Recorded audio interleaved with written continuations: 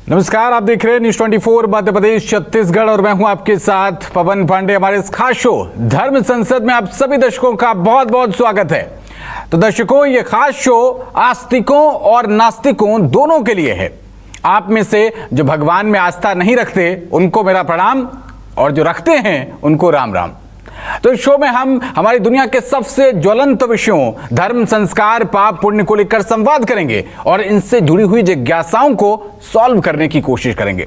सम्मानित दर्शकों, इस शो में अपने नास्तिक नेचर के दर्शकों के लिए यह पता करने की कोशिश करेंगे कि क्या भगवान सचमुच में होते हैं, और अगर हां, तो आज का आधुनिक युवा, मॉडर्न यूथ भगवान को कैसे महसूस करे। साथ ही आज धर्म को लेकर बहुत सी विविधताएं हैं, यानी कि वैरायटीज देखने को मिल रही हैं। कोई कहता है कि एक लोटा जल चढ़ाना चाहिए, तो कोई कहता है कि नाम जप कीजिए, कोई कहता है कि तीर्थ यात्रा पर जाइए, तो कोई कहता है कि गंगा स्नान करने से आपको भगवान की कृपा मिलेगी। तो ऐसे में क्या है सही तरीका, सही विधि जिससे आप भगवान की कृपा आसानी से प्राप्त कर सकते हैं? ये जानने के लिए हमारे स्टूडियो में आज बेहद ही खास मेहमान पधारे हैं। धर्म से जुड़े तमाम सवालों पर हमारा मार्गदर्शन करने के लिए प्रभु राम की प्राकट्य भूमि अयोध्या धाम से प्रसिद्ध कथावाचक और राम जानकी संघ अयोध्या के राष्ट्रीय अध्यक्ष पूज्य मुकुंद जी महाराज हमारे बीच पधारे हैं। महाराज जी, आपके चरणों में कोटि कोटि नमन। जय श्री राम, श्री नारायण हरि। महाराज जी, सबसे पहले तो आपसे हम आज्ञा चाहते हैं, लेकिन महाराज जी कुछ जिज्ञासाएं हैं हमारे दर्शकों के भी मन में, जिनको लेकर हम आपसे कुछ वो जिज्ञासाएं शांत करने की अनुमति चाहते हैं। सबसे पहले बिल्कुल, हमारे सनातन धर्म में कहा भी गया है, हमारे धर्म शास्त्र स्वयं हमें आज्ञा देते हैं कि धर्म की जिज्ञासा शांत करने के लिए शास्त्रार्थ और तर्क दोनों को कसौटी में कसना बहुत आवश्यक होता है, ताकि समाज किसी भ्रम में ना रहे। तो महाराज जी, सबसे पहले तो नास्तिक नेचर के दर्शकों के लिए किसी आसान उदाहरण से संक्षेप में ये बताने की कोशिश कीजिए। बताइए हमको कि भगवान होते हैं और उनको कैसे महसूस किया जा सकता है। महाराज जी देखिए, सबसे बड़ी बात आपने कही नास्तिक। तो हमारे यहाँ जगत की व्यवस्था में दोनों चीज़ें हैं। यदि धर्म है तो अधर्म है, पाप है तो पुण्य है, दिन है तो रात है। ठीक इसी तरह से जैसे आस्तिक हैं तो नास्तिक भी हैं। कुछ ईश्वरीय सत्ता को स्वीकार करते हैं, कुछ उसे अस्वीकार करते हैं। अस्वीकार करने के पीछे का कारण कुछ और नहीं होता, प्रमुखतः केवल एक ही कारण माना जाता है, उनकी अज्ञानता, जिसके कारण वो अपने आस्तिक स्वभाव को त्याग करके स्वभावतः नास्तिक बन जाते हैं। और इसको जानने के लिए हम तो चाहते हैं कि सरल से सरल जो तरीका माना गया है उसे कहा गया सत्संग। कहते हैं सत्संग की आधी घड़ी तप के बरस हजार। हजारों वर्ष की तपस्या एक तरफ होती है, और आधी घड़ी का किसी संत महापुरुष या सदगुरु का सत्संग प्राप्त हो जाए तो उसके जीवन की दशा और दिशा दोनों में अभूतपूर्व परिवर्तन आने की पूर्ण संभावना रहती है। जी, तो महाराज जी, अब हमारे जो आस्तिक नेचर के, यानी कि जो भगवान को मानते हैं, उनके दर्शकों की जिज्ञासा के लिए, अपने देश में बाकी अधिकांश धर्मों में एक की मान्यता है, वो एक को ही मानते हैं और पूजते हैं, इसलिए वहां कोई कंफ्यूजन नहीं है। जबकि सनातन में तमाम मत हैं, तमाम संप्रदाय हैं, कई अवतार स्वरूप हैं, हर संप्रदाय अपने इष्ट को श्रेष्ठ बताता है, और इस वजह से धर्म के बारे में जो शुरुआती जानकारी ले रहा होता है युवा, वो कंफ्यूज हो जाता है कि वो किसको माने, किसकी पूजा करे, कौन बड़ा है। महाराज जी, पहली बात तो बड़ा और छोटा कहा जाता है। युग पुरुष महात्मा कबीर जी का एक प्रसिद्ध वाक्य है, कबीरा कुआं एक है पनिहारी अनेक, बर्तन सबके न्यारे पानी सब में एक। तत्वतः हमारे वेदों का दर्शन कहता है एको ब्रह्म द्वितीयो नास्ति, ईश्वर एक है, तेरे नाम अनेक तू एक ही है, तेरे रूप अनेक तू एक ही है। अभी हम हाल ही में अपने सनातन धर्म का एक पर्व मना करके निकले हैं, जिसे कहते हैं गणपति उत्सव के रूप में लोग मनाते हैं। 10 दिन का ये पर्व चलता है। अब शास्त्र क्या कहता है, गणा नाम ईसा इत गणेशा, यानी गणेश में भी ईश्वर का दर्शन करना।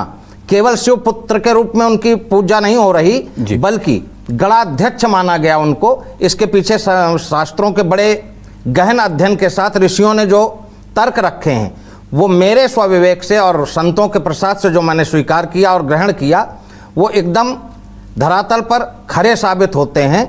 तो हम किसी को भी माने, आराध्य हमारा एक होता है, सम्मान हम सबका कर सकते हैं। उदाहरण के रूप में चाचा ताऊ को भी सम्मान दिया जा सकता है, लेकिन पिता की जगह कोई दूसरा नहीं ले सकता। जैसे पिता एक होता है, माँ तो आप किसी को भी कह सकते हैं, लेकिन आप विचार करिएगा पांडे जी, माँ किसी को कह सकते हैं, पिता हर किसी को नहीं कहा जा सकता, देवता किसी को भी कहा जा सकता है, पूजनीय कोई भी हो सकता है, लेकिन आराध्य और परम पिता जीव के जीवन में वो उसकी आस्था का विषय है। जिसके प्रति उसकी आस्था केंद्रित है वही उसके लिए उसका आराध्य है। तो परम पिता किसी के लिए राम हो सकते हैं, किसी के लिए कृष्ण भी हो सकते हैं, किसी के लिए कोई और अवतार भी हो सकता है। बिल्कुल ठीक है, आगे बढ़ते हैं। अब सवाल एक उन दर्शकों के लिए जो धर्म की अभी छोटी छोटी ककहरा सीख रहे हैं और तर्क भी करते हैं, तो भारतीय नागरिकों के लिए महाराज जी संविधान पहले या धार्मिक ग्रंथ कोई, जैसे कि मनुस्मृति, यानी कि जब कोई व्यक्ति अपने घर से बाहर सार्वजनिक स्थान पर हो तो वो धार्मिक ग्रंथ मनुस्मृति के मुताबिक बिहेव करे, वहां पर व्यवहार करे, या फिर भारतीय संविधान के मुताबिक? बहुत अच्छी बात कही आपने, ऐसे ग्रंथ का नाम ले दिया है। मुझे लगता है कि वर्तमान में जब से हमारा देश स्वतंत्र हुआ, सबसे ज़्यादा यदि कोई विवादित विषय है या विवादित ग्रंथ है तो वो मनुस्मृति है। पहली बात तो जो लोग इस पर सवाल करते हैं उनसे भी मेरा निवेदन, और जो इसके उत्तर देते हैं, अधिकांशतः यदि मैं कुछ चंद महापुरुषों को छोड़ दूं तो उन लोगों ने ना तो मनुस्मृति को देखा है, ना पढ़ा है, और ना उसे समझने की कोशिश की है। मनुस्मृति कोई सामान्य ग्रंथ नहीं, प्राचीन भारत का। अब आप विचार करना, छत्रपति शिवाजी महाराज का शासन किस विधान से के द्वारा संचालित होता था? दुनिया में राम राज्य की कल्पना की जाती है। सब नर करें परस्पर प्रीति, सब एक दूसरे से आपस में प्रेम करते थे, कोई ऊंचा नहीं, कोई नीचा नहीं, कोई भेदभाव नहीं, कोई छुआछूत जैसी समाज में कुरीति नहीं। वो था राम राज्य। ऐसे राम राज्य का भी संचालन मनुस्मृति के द्वारा होता था। अब समस्या कहाँ खड़ी होती है? आज के समय में मनुस्मृति जैसे पवित्र ग्रंथ पर वो लोग टीका टिप्पणी करते हैं जिन्हें मनुस्मृति के पहले अध्याय के पहले श्लोक के बारे में भी पता नहीं। यदि आप ही से अभी पूछ दिया जाए मनुस्मृति में कुल श्लोकों की संख्या कितनी है या कुल अध्याय कितने हैं, तो जहाँ तक मेरा विषय है, चूंकि आप भी संतों के बीच में बैठते हैं, सत्संग प्राप्त किया है, सामान्य व्यक्ति को इस प्रश्न का उत्तर पता नहीं है जी। फिर मनुस्मृति पर टिप्पणी करने का अधिकार आता कहाँ से? व्यक्ति जो एक न्यूट्रल व्यक्ति है, जिसकी धर्म में ठीक है रुचि है लेकिन आस्था नहीं है, जो 9 to 5 महाराज जी जॉब के लिए जाता है, मेट्रो सिटीज में रहता है, वो जब बाहर चले तो वो अपने देश के कानून को माने। मतलब सीधा सीधा अगर मैं पूछें तो देश का कानून संविधान ऊपर या कोई किसी भी ऋषि की स्मृति, कोई धर्म ग्रंथ ऊपर? बिल्कुल ठीक है। इसको थोड़ा सा एक उदाहरण के रूप में समझने का प्रयास करें यदि आप जी। संतान के लिए माता पिता सर्वोपरि है, लेकिन जब वही बेटा प्रशासनिक व्यवस्था में किसी कुर्सी में जाकर बैठ जाता है, मान के चलो कि वो न्यायाधीश की कुर्सी पर बैठा है, न्याय व्यवस्था का संचालन कर रहा है, और उस समय उसके सामने उसके ही पिता का केस आ गया, तो पूछा जाए कि उसका कर्तव्य क्या है, तो उस समय एक पिता नहीं, उसके सामने एक अपराधी होता है जिसके विषय में उसे निष्पक्ष निर्णय देने का अधिकार और कर्तव्य, यही उसका परम धर्म है जी। चूंकि देश अब हमारा किसी स्मृति से, किसी धार्मिक ग्रंथ से नहीं चलता, लोकतंत्र की व्यवस्था है, तो यहाँ हमारा देश संविधान से चलता है। संविधान सर्वोपरि है, लेकिन जब निजी स्वभाव का विषय आता है, हमारे आत्ममंथन का विषय आता है, हमारे धार्मिक जीवन आध्यात्मिक जीवन का विषय आता है, तो हमें निजता का जो अधिकार प्राप्त है उसके अंतर्गत हम अपने जीवन को मनुस्मृति के अनुसार, जहां तक संविधान की अवहेलना ना हो, इस बात का ध्यान में रखते हुए अपने धर्म के ग्रंथ के अनुसार अपने जीवन को आगे बढ़ाना चाहिए। बहुत सुंदर महाराज जी, आपने बड़ी बेबाकी के साथ, और दर्शकों को मुझे लगता है कि इस उत्तर से उनकी जिज्ञासा शांत हुई होगी। और अब जिज्ञासा महाराज जी देश के सर्वाधिक लोकप्रिय धर्म ग्रंथों में से एक रामचरितमानस के बारे में। रामचरितमानस के रचनाकार कौन है? क्योंकि गोस्वामी तुलसीदास जी हैं या फिर भगवान शिव हैं? क्योंकि श्री रामचरितमानस में एक चौपाई है कि रामचरितमानस मुनि भावन बिरचेउ शंभु सुहावन भावन, और फिर लिखा गया है कि रचि महेश निज मानस राखा। तो क्या रामचरितमानस भगवान शिव की रचना है? इसके विषय में रामचरितमानस में ही इसका उत्तर मिल जाता। पहले तो दो पंक्तियां जो चौपाइयां आपने बोली, यही इन बातों को प्रमाणित करती है कि रामचरितमानस जैसे ग्रंथ के रचयिता गोस्वामी बाबा तुलसीदास जी नहीं बल्कि भगवान शिव हैं।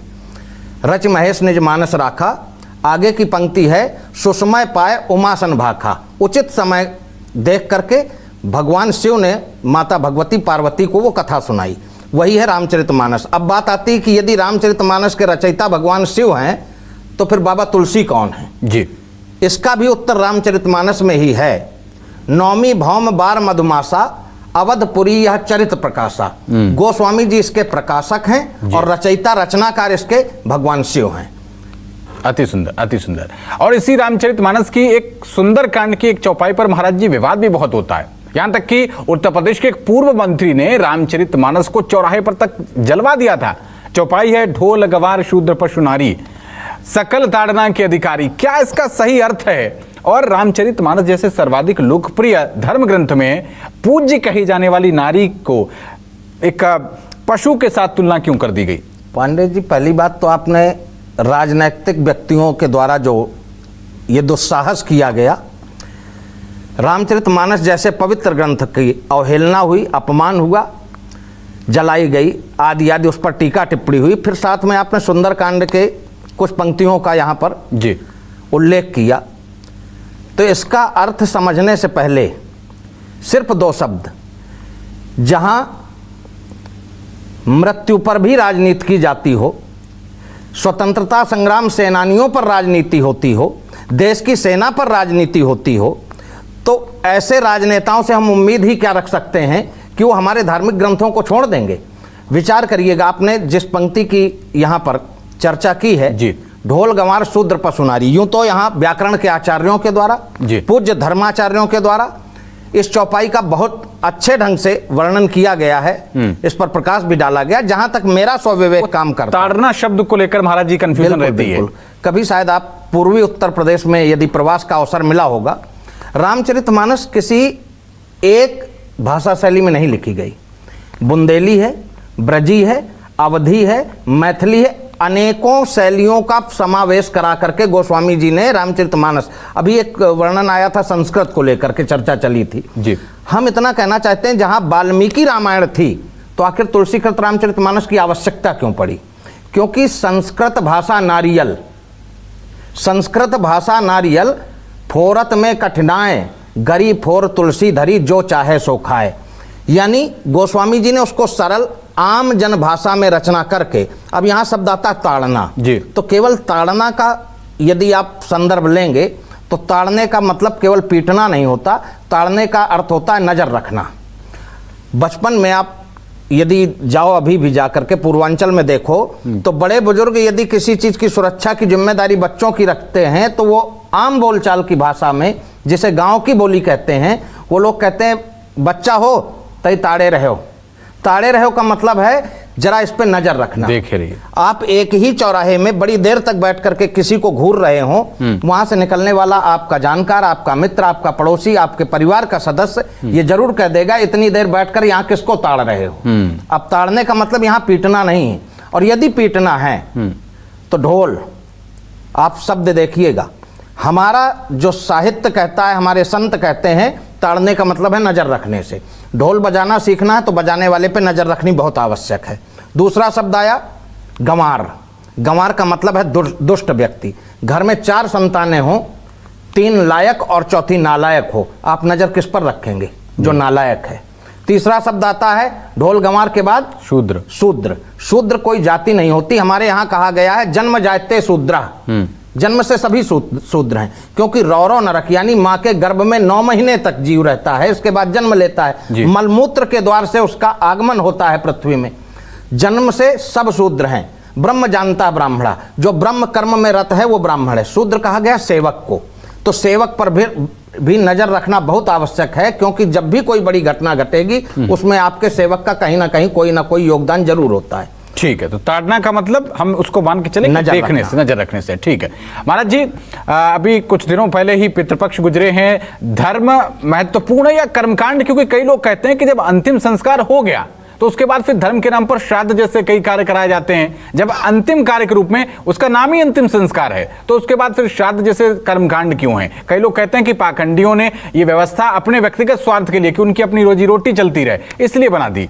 ये सब कहने से पहले थोड़ा धर्म को जानने की कोशिश जरूर करनी चाहिए। श्रीमद् भागवत के 3 स्कंद में जड़ भरत जी ने राजा रघुगण को उपदेश करते हुए एक वाक्य बोला है, बिना महत्पाद रजोभिषेकम। जब तक किसी संत महापुरुष की चरण रज माथे पर नहीं लगेगी तब तक हमें शास्त्रों का वास्तविक और मूल स्वरूप क्या है वो उसका बोध नहीं होगा। आपने श्राद्ध की चर्चा की है, कहा जाता अंतिम संस्कार, अंतिम संस्कार देह का होता है या आत्मा का? देह का। देह का। शरीर का अंतिम संस्कार हो गया, लेकिन हमारा सनातन कहता, हमारे धर्म में मान्यता यह है कि आत्मा अजर अमर अविनाशी है। ईश्वर अंश जीव अविनाशी चेतन अमल सहज सुख राशि। जिस आत्मा का अंश हम स्वयं हैं, जिसका रक्त हमारे देह में प्रवाहित हो रहा है, पिता के रूप में या माँ के रूप में, हमें समझने की ये आवश्यकता है श्राद्ध में तर्पण हमारे पितृ स्वीकार करते हैं या नहीं करते, इसका सामाजिक लाभ कितना बड़ा है। श्राद्ध के सहारे कम से कम हम अपने बड़े बुजुर्गों को, जिनकी संतानें हैं, उन्हें एक दिन स्मरण तो कर लेते हैं, वरना चकाचौंध भरी दुनिया में किसे फुर्सत है, अपनी 3 पीढ़ियों के लोगों को नाम तक याद नहीं। भाई महाराज जी, हम सोशल मीडिया पर देखते हैं जो रील्स चलती हैं, तो उसमें एक व्यक्ति कह रहा था कि कोई स्वर्ग के लिए, मान लीजिए कि आपके पिता स्वर्ग भी चले गए, तो वहां तक कोई टिफिन की व्यवस्था नहीं है कि आपने किसी और को खिला दिया तो वो सीधे वहां पहुंच गया। आप वो कहते हैं कि जब आप माता पिता आपके जीवित हैं, उनको तभी खूब खिलाइए पिलाइए, बाद वाले को लेकर तरह तरह से हंसी विनोद करते रहते हैं। अब हंसी विनोद, ये स्वतंत्रता भी सनातन में है, चूंकि सहिष्णुता है। आप विचार करना, हमारे धर्म पर ये टीका टिप्पणी करने वाले अधिकांश लोग हमारे ही धर्म के होते हैं। जी। आपने कभी किसी मौलवी को किसी दूसरे मौलवी पर टीका टिप्पणी करते ना देखा होगा। आप तिलक लगा के जाएं, एक सनातनी बच्चा चोटी में शिखा बंधन कर ले, लोग उसके ही परिवार के उसका उपहास उड़ाते हैं कि बड़े पंडित जी आचार्य बन रहे हो। बच्चा प्रतिदिन मंदिर जाना प्रारंभ कर दे, सत्संग में जाना प्रारंभ कर दे, तो उसे कहा जाता क्या साधु बनना चाहते हो। और एक बड़ा सूक्ष्म विषय है, आपने सुना होगा, बचपन में माँ बच्चों को यह कहकर डराती है, चुप हो जा नहीं बाबा जी ले जाएंगे। ये ग्रामीण इलाकों में सुना है मैंने। अब आप विचार करना, जिनके नजदीक जाने से हमारे जीवन में संस्कारों का संचय होना है, बचपन से हमने भय व्याप्त कर दिया। मैं किसी धर्म पर टीका टिप्पणी नहीं करना चाहता।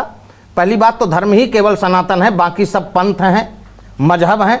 मैं मजहब और पंथ पर नहीं जाना चाहता, लेकिन यदि आप उनकी विचारधारा और अपनी की तुलना करो, आप बचपन में किसी इस्लाम वाले भाई को अपने बच्चों को खेल खिलाते देखोगे तो बचपन में ही गोद में लेकर कहते हैं अल्लाहू अकबर अल्लाहू अकबर। हमारे सिख भाई, सिख धर्म सनातन धर्म की रीढ़ की हड्डी है। सिख भाई जब अपने बच्चों को गोद में खिलाते हैं तो बचपन में ही कहते हैं वाहे गुरु वाहे गुरु जी, सतनाम सतनाम सतनाम जी, यानी बच्चे में श्रेष्ठ संस्कारों का संचय हो। अब हमारे यहाँ जब बच्चों को खिलाया जाता है तो दुर्भाग्य हम लोगों का, मति मारी गई, हम लोग कहते हैं लल्ला लल्ला लोरी, यानी मनोरंजन का साधन बचा दिया, चुप हो जा नहीं म्याऊं ले जाएगी। बच्चों में जब वीरत्व का भाव भरना था, जिस समय आवश्यकता थी उसे छत्रपति शिवाजी बनाने की, जिस समय आवश्यकता थी उसे स्वामी विवेकानंद बनाने की, जिस समय आवश्यकता थी उसे महाराणा प्रताप बनाने की, जिस समय आवश्यकता थी उसे वीरांगना महारानी लक्ष्मीबाई बनाने की, उस समय हमें उसके गंभीरता को ना देखते हुए केवल बाल स्वरूप में मनोरंजन के बीज बो दिए। बाद में वही बच्चा पथ से भटकता है, भ्रमित होता है, फिर जीवन का पतन होता है। ठीक है महाराज जी, आपने एक धर्म के सामने एक चुनौती, एक संकट की बात की। एक संकट का जिक्र मैं भी कर लेता हूं। मौजूदा समय में सबसे बड़ा संकट है आदिवासियों को खासतौर पर लालच देकर धर्मांतरण कराया जा रहा है। वो गरीब है, खाने को उनके पास ठीक से अन्न नहीं है, पहनने को ठीक से कपड़े नहीं है। अब ऐसे में गरीब व्यक्ति के सामने अपने परिवार के भरण पोषण का सवाल होता है महाराज जी, और सामने कोई मिशनरी आया, लाखों रुपए लेकर वो खड़ा हुआ है, कहता है ये लीजिए रुपए पकड़िए, धर्म परिवर्तन करो। अब ऐसे गरीब को कैसे रोके महाराज जी? बात थोड़ी कड़वी है और मेरे अपने ऊपर यहाँ पर सवाल खड़ा होता है। यदि ऐसा हो रहा है तो समाज दोषी नहीं, बल्कि हम जैसे लोग, यानी धर्म का आचरण जीवन में जीने वाले धर्माचार्य, इसके पीछे कहीं ना कहीं दोषी हैं। क्योंकि जो आपने अमीरी और गरीबी की बात कही, हमारी गीता में भगवान कृष्ण उपदेश करते हुए अर्जुन से कहते हैं अपने धर्म में मृत्यु को प्राप्त करना ही परम कल्याण का साधन है। आप विचार करना, सुदामा क्या धनवान थे? नहीं।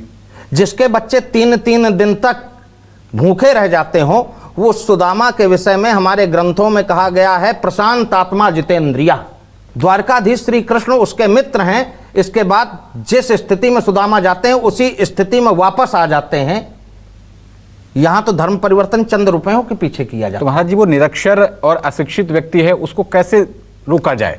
नहीं, निरक्षर और अशिक्षित, यहां साक्षरता का और शिक्षा का कोई मतलब नहीं है। जीव के जीवन में यदि संस्कार हैं, आप क्या सोच रहे हो, वर्तमान समय में यदि अपराध में ज्यादा कोई लिप्त है तो जो ज्यादा साक्षर है वही ज़्यादा आज के समय में सातिर है। मैं ये नहीं कहता बच्चों को पढ़ाओ लिखाओ लायक भी बनाओ, लेकिन इतना लायक मत बना देना कि बच्चे तुम्हें ही नालायक समझने लगें। यानी अपने धर्म को किनारा करके चंद स्वार्थों के लिए वो दूसरे धर्म को स्वीकार करना प्रारंभ कर दें, और वो हो रहा है। तो इसका हल महाराज जी कैसे? इसका हल केवल और केवल हमारे संतों के द्वारा किए जा रहे प्रयास। वैसे तो देश में अमृत काल की बड़ी चर्चा चल रही है जी। मेरा अपना अनुभव कहता है कि सनातन का भी अमृत काल चल रहा है, अभी नहीं तो फिर कभी नहीं। यदि ऐसी स्थितियां जब भगवान राम 500 वर्षों के लंबे अंतराल के बाद अपने स्वाभिमान के साथ अपने स्थान पर विराजमान हुए हैं, तो राम राज्य की स्थापना का जो स्वप्न है, भारतीय सनातन संस्कृति के प्रचार प्रसार की जिन कंधों पर जिम्मेदारी है, उन्हें ईमानदारी से निर्वहन करते हुए समाज को भेदभाव रहित, छुआछूत रहित, सर्वजन को अपने हृदय से लगाते हुए जो समाज में विकृति फैली, उसका सबसे बड़ा कारण रहा लोगों के बीच में आपसी वैमनस्य और मतभेद की स्थितियां। ठीक महाराज जी, जो अभी नए नए धर्म का काका सीख रहे हैं, जो अभी मंदिर जाना शुरू किए हैं, नए नए हैं, धर्म से परिचय प्राप्त कर रहे हैं, वो ये देखते हैं कि सनातन के कुछ प्रतिष्ठित नाम, जैसे हम लीजिए स्वामी रामभद्राचार्य जी महाराज है, वो कुछ दिनों पहले प्रेमानंद जी महाराज पर टिप्पणी कर रहे थे, उन्हें संस्कृत नहीं आती। उससे कुछ दिन पहले प्रेमानंद जी महाराज सीहोर के हमारे शिव पुराण के कथावाचक है पंडित प्रदीप मिश्रा, उन पर अलग अलग टिप्पणी कर रहे थे। अब अलग अलग बातों पर संत आपस में लड़ते हैं, इससे सनातनी बहुत आहत होते हैं और सनातन के आलोचकों को हमला करने का मौका भी मिल जाता है। इसको कैसे देखें? छोटा सा सूत्र है, जो नेक हैं वो सब एक हैं। प्रत्यक्ष में क्या चल रहा है इसे हम आप समझ लें, ये हमारे आपकी बुद्धि और तर्क का विषय नहीं है। आपने कहा कि जगत गुरु स्वामी रामभद्राचार्य जी और वर्तमान समय के प्रेमावतार स्वामी प्रेमानंद जी महाराज, दोनों महापुरुषों के चरणों में नमन करते हुए मैं बड़ी जिम्मेदारी के साथ ये कहना चाहता हूँ, ये दो महापुरुषों के मध्य की लीला है। पुराणों में भी प्रमाण मिलता है, ये तो घोर कलयुग चल रहा है। वशिष्ठ जी और विश्वामित्र जी के बीच कितना लंबा संघर्ष चला, तब क्या सनातन का युवा पथ भ्रमित हो गया या भटक गया? दो बड़ों के बीच में, चाचा और पिता के बीच में जब कभी द्वंद्व आए, तो बच्चों का कर्तव्य होता है किसी एक को छोटा या किसी एक को बड़ा या किसी एक को ऊंचा और दूसरे को नीचा दिखाने का प्रयास ना करें। वो जो श्रेष्ठ हैं, जो नेक हैं, वो एक हो करके उस समस्या का समाधान निकालेंगे। हम आप जिसके प्रति आस्थावान हैं, अपनी आस्था को विशुद्ध रूप से आगे बढ़ाते हुए साधना और सदाचार के द्वारा अपने जीवन का कल्याण करें। ठीक है महाराज जी, लोग चमत्कार करने वाले संतों पर भी काफी आकर्षित हो रहे हैं, जो पर्चा बनाकर भूत भविष्य बता देते हैं। पर्चा बनाने वाले कोई नारियल हवा में उड़ा रहा है, चमत्कारी हैं, अपने आप को बताते हैं। ये वाकई चमत्कारी धार्मिक है या ये पाखंड है? सब लुप्त भय सदग्रंथ, दंभिन निजमत कल्प कर प्रकट कीन बहुपंथ। सनातन में चमत्कार जैसी कोई स्थिति नहीं है। ऐसा नहीं कि संतों के द्वारा चमत्कार होते नहीं। जब कभी कोई घटना घटित होती है तो संत उसे ईश्वर की कृपा पर छोड़ देते हैं। संत चमत्कार नहीं दिखाते, संत प्रभावित नहीं करते, संत प्रकाशित करते हैं। प्रभावित करना जादूगरों का काम है, समाज में वाहवाही लूटना ये जादूगरों का काम है, चमत्कार दिखाना ये जादूगरों का काम है।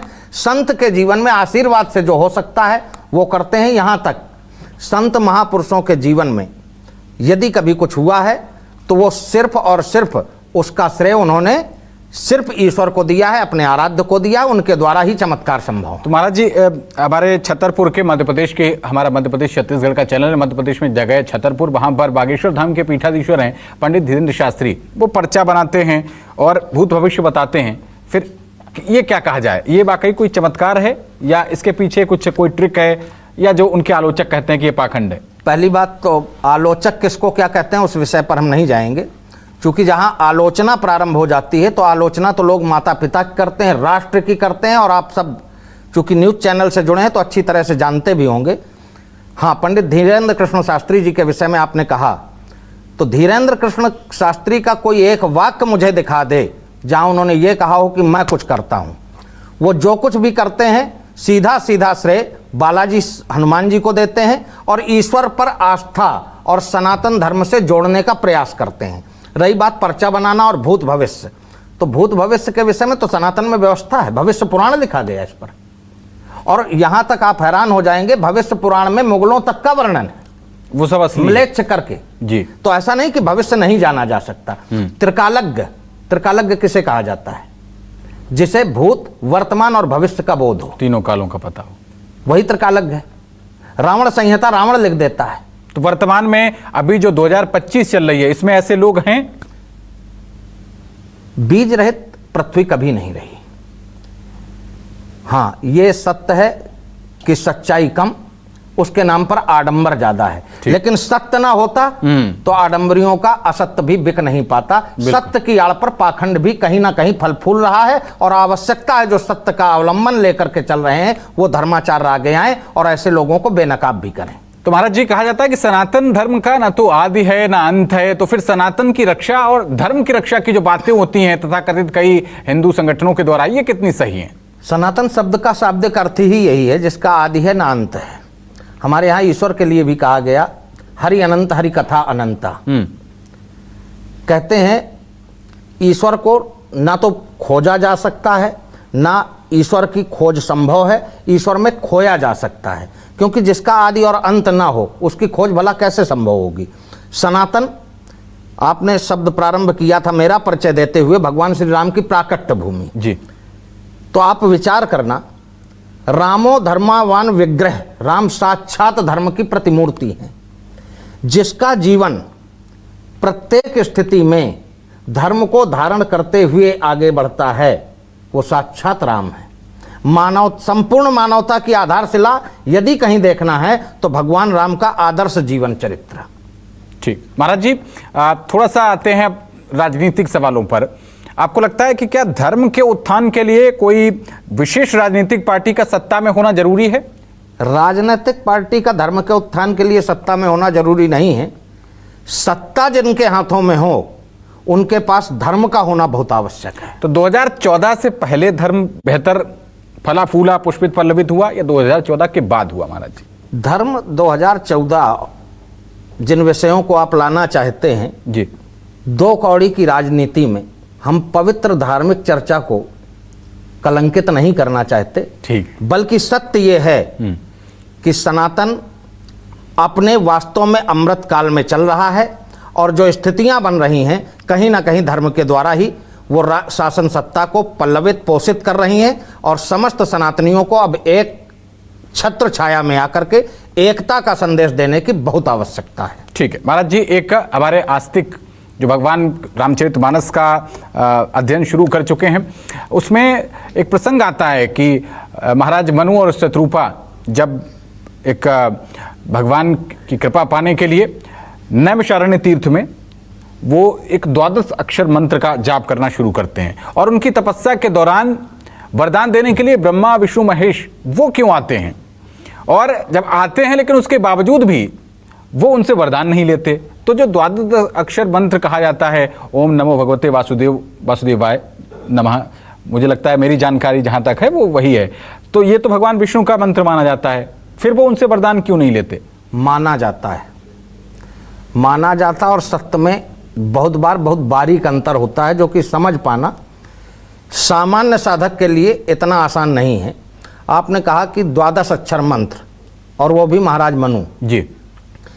वैसे तो अब तक 28 मनु हुए हैं, और ये जो प्रसंग है महाराजा स्वयंभू मनु का है जी। स्वयंभू मनु और शत्रुपा जिनते भय नर सृष्टि अनुपा। अंतिम समय जब जीवन का आया है महाराज मनु का जी। इनकी महारानी है, पत्नी है जिनका नाम है महारानी शत्रुपा जी। तो कहा जाता भयौ न विषय विराग भवन बसत भा चौथपन हृदय बहुत दुख लाग जन्म गयो हरि भगत बिन बरबस राज सुतय तज दीन्हा नारी समेत गवन बन कीन्हा पहुँचे जाए धेनु मत तीरा। नैमिषारण्य तीर्थ में पुण्य हरि हेतु करे लगे तप करन, हरि को प्राप्त करने के लिए तप करने लगे। तब ऋषि मुनि महात्माओं ने आकर के 12 अक्षर मंत्र तप जप्यो सहित अनुराग जी। केवल साधना के कई प्रकार हैं, और उस भेद में आप जाओगे तो एक हठ योग होता है जैसे रावण ने किया है जी जी। तो महाराज जी, ये जो 12 अक्षर मंत्र था ये यही था, ओम नमो भगवते वासुदेवाय, या कुछ और था? केवल इतना, यही ओम नमो भगवते वासुदेवाय। 12 अक्षर मंत्र में कोई भेद नहीं है, मंत्र तो यही जब भगवान विष्णु आए तब उन्होंने उनसे वरदान क्यों नहीं? नहीं नहीं नहीं, तो विष्णु का मंत्र ही नहीं है ना। अच्छा, कि ये किसका मंत्र? आप शिव जी की आरती करते होंगे तो उसमें एक शब्द आता है ब्रह्मा विष्णु सदाशिव जानत अविवेका, प्रणवाक्षर के मध्य यह तीनों एका। जब ये त्रिगुणात्मक सत्ता एक हो जाती है, जिसको हम लोग मानस में गोस्वामी जी कहते हैं, बिनु पग चले सुने बिनु काना, कर बिन कर्म करे विद नाना, आनंद रहित सकल रस भोगी, बिन वाणी वक्ता बड़ जोगी, जिसको निर्गुण निराकार या पूर्ण ब्रह्म कहा जाता है जी। वहां पर तो उस समय जब वो अवतरित प्रकट होते हैं, कहा जाता है नील सरोरु नीलमणि, उससे पहले क्या हुआ है? तो वो कौन है उनका, फिर उनको किस नाम से हम लोग जो है वो जान सकते हैं? विधि हरिहर तप देख अपारा, मनु समीप आए बहुबारा। ब्रह्मा विष्णु महेश तो बहुत बार आए, लेकिन परम धीर नहीं चले चलाए, वो वापस चले गए। तो उसी समय आकाशवाणी हुई। आकाशवाणी क्या कहती है? मांग मांग बर भय न बाणी, परम गंभीर कृपामृत सानी। केवल आकाशवाणी, शब्द का कोई आकार नहीं। निर्गुण निराकार ब्रह्म ने आकाशवाणी के माध्यम से कहा वरदान मांगो। महाराज मनु ने कहा कि मांगे किससे, जिसे हम देख नहीं सकते। तब आकाशवाणी ने कहा कि रूप की कामना भक्त करता है, बन मैं जाता हूं। किस रूप में चाहते हो? तो महाराज मनु ने वहां पर प्रसंग रखा है, जो स्वरूप बस शिव मन माही, जही कारण मुनि जतन कराही। इसके बाद दूसरी बात भी कह दी है, जो भूषण मन मानस हंसा, अगम निगम जही वेद प्रशंसा। वेद जिसे नेत नेत कह हार जाते हैं, मैं उस रूप के दर्शन चाहता हूं। तब नील सरोरुह नीलमण, नील जलद तन श्याम। काकभूषण जी के विषय में मानस में ही वर्णन मिलता है, यहाँ बसत मोहि सुन खग ईसा, बीते कल्प 7 और 20, 27 कल्प जिसने साधना की हो जी, एक स्थान पर रह। तो महाराज जी संक्षेप में अगर कहें तो वो जो स्वरूप प्रकट हुआ था उसको किस नाम से जाने हम? वो राम रूप है। तो वो राम रूप है। और महाराज जी ऐसे तो हरि अनंत हरि कथा अनंता, आप जिस तरीके से बोल रहे हैं, मन कर रहा है कि हम घंटों आपसे ये चर्चा करते रहें, लेकिन थोड़ी सी वक्त की कमी है और उस वक्त की नजाकत को देखते हुए हमें इस चर्चा को अभी यहाँ पर विश्राम देना होगा। आगे फिर कभी आपके साथ फिर से चर्चा करेंगे और बहुत सारी अभी भी लोगों के मन में जो जिज्ञासाएं हैं उन पर अगले किसी एपिसोड में महाराज जी के साथ फिर से बैठेंगे। तब तक के लिए आप देखते रहिए न्यूज़ 24 मध्य प्रदेश छत्तीसगढ़। नमस्कार। जय श्री राम।